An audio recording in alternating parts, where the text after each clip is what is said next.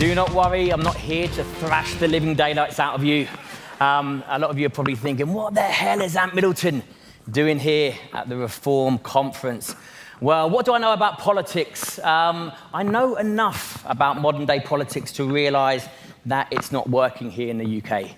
Hence, the solution is in the title, reform. Political reform is definitely needed, and it doesn't take the brains of Elon Musk to realise that.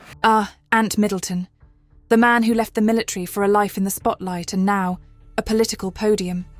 He starts by underlining a promising view of his leadership as a boot camp resemblance. He's not talking about entry passes to a theme park here. He's talking about immigration. Only those who benefit the environment get in.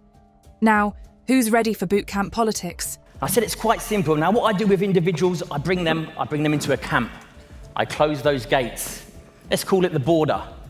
I close the gates and I make sure that no one comes in unless they benefit the environment. Okay? Super important. And the twist. The Ant Middleton, who tortured us all on SAS Who Dares Wins, wants the Mayor of London role. And he does so under the Reform UK banner.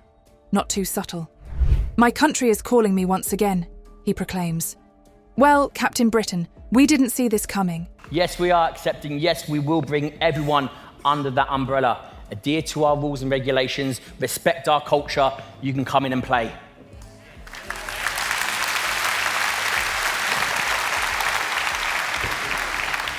And I'm going to be here along with Nigel, not necessarily on a political standpoint, but on a structural standpoint. I know what we need to establish. Oh, and his thoughts on Sadiq Khan? Subtle as a sledgehammer, but to be fair, Middleton does not stop at Sadiq. Kier Starmer, come forward. This isn't just political commentary, it's a roast. He compares the leadership in Britain to a decaying core, and if metaphors were elections, Middleton might have already won public support. I'm not here to speak about politics, I'll leave that to the politicians.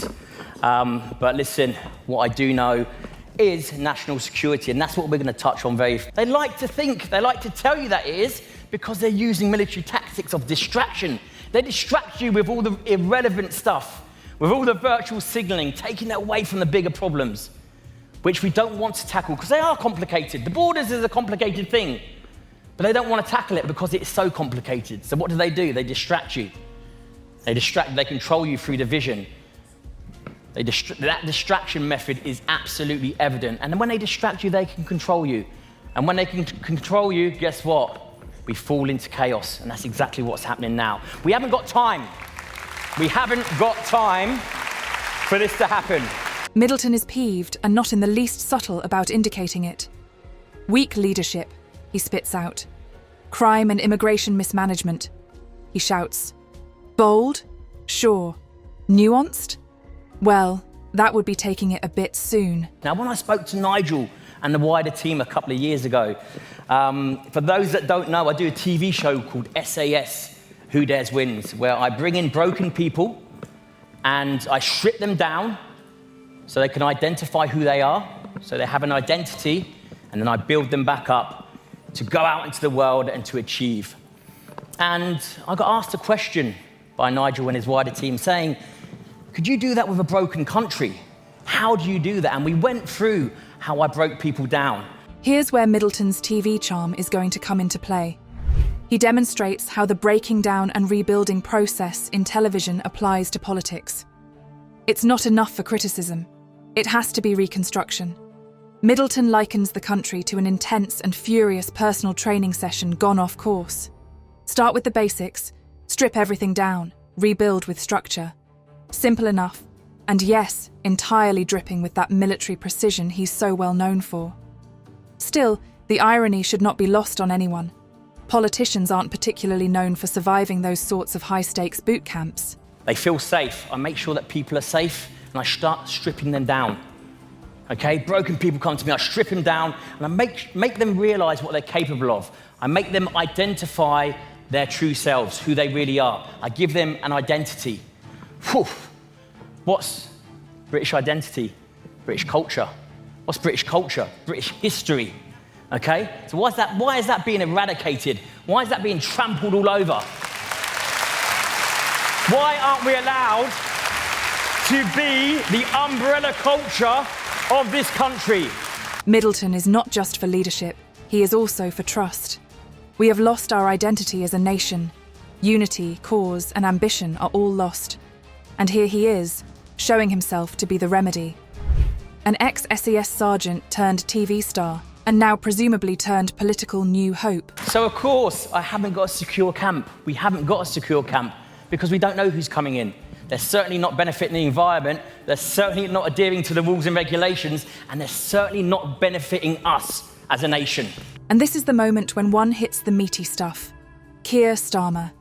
Middleton minces no words. He accuses Starmer of all of the above.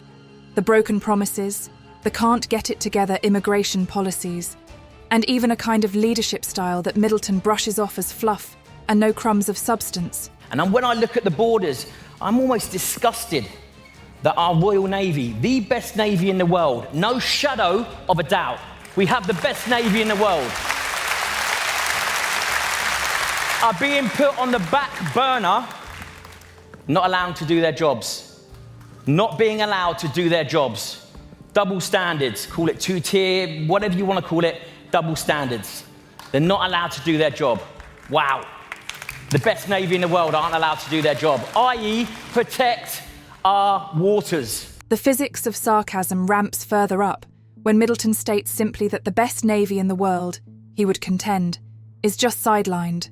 He is almost incredulous. What has reduced the Royal Navy to, what, administrative tasks? This is not mere criticism, but almost a pleading for common sense. He doesn't merely attack policies, he attacks the nature of the leadership itself. Middleton thinks Britain is being intentionally divided to better control and distract people. And what's his proposed cure? Unification. Not the kumbaya variety, but the tough love, no-nonsense kind. The kind that probably involves a lot of shouting and maybe burpees. Now, before I leave you, do not be put off with the distraction methods. Do not be fooled. Do not let them divide us, okay? Because the moment we're divided, well, guess what? Military saying we're conquered, and we're very, very close to allowing that to happen, okay? What I want to do over the next 4 years is help Nigel and his team get them ready for that next political push, which is hopefully... Yes, there you go. I will sort the military out myself. Don't worry about that. Middleton's final message is not a call to change, but a challenge. To politicians, to voters, to anyone fed up with the way things are. And love him or hate him, you have to admit, he knows how to command attention. Whether that translates to votes, though, is another story. Coming together, I talk about unity. Again, Scotland, Wales, Ireland. What's happening there? Let's come together. That is what we're here for. Look at the flag. Middleton leaves us with a classic military mantra. Divided we fall. It's simple, it's direct, and it's surprisingly effective. Whether or not he throws his hat into the political ring, he's already making waves. And in a sea of political noise, that's no small feat. So, Ant Middleton for mayor. Well, that's rather bold coming from a man as bold as the ant in question. Whether he is the answer or just an ode to the UK's shenanigans on politics, time will tell. But one thing's for darn toot sure, he's no statesman idiot. In many ways, what politics needs right now is someone who doesn't mince his words and won't play games.